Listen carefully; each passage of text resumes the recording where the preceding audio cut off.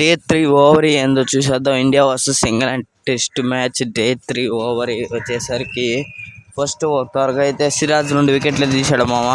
జో రూట్ది బెస్టోక్స్ది wicket పడిన తర్వాత ఇంకా అయిపోయింది అనుకుంటే అప్పుడు వచ్చాడు మామ. స్మిత్ బ్రూస్ 100 కొట్టారు మామ.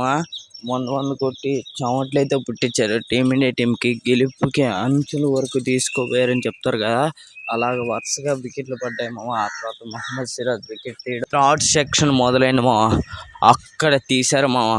మొహమ్మద్ సిరాజ్, హర్షదీప్ వాళ్ళు ఇద్దరే బౌలింగ్. మొహమ్మద్ సిరాజ్ 6 వికెట్లు తీశాడు. హర్షదీప్ 4 వికెట్లు తీశాడు మామ. బూమ్రా లేని లోటు వాళ్ళిద్దరు తీర్చారనే చెప్పుకో. 180+ అయితే లీడ్ అయితే వచ్చింది మామ ఇండియాకి. ఇంకా సెకండ్ ఇన్నింగ్స్ అయితే ఆడేది ఫాస్ట్గానే ఆడతారు మన వాళ్ళు. 61 for 1 కొట్టారు. అది మా వీడియో. ఫ్యాక్ట్స్ కోసం మన ఒక లైక్, ఒక సబ్స్క్రైబ్ చేసుకుని అది మా వీడియో కానీ నచ్చితే ప్లీజ్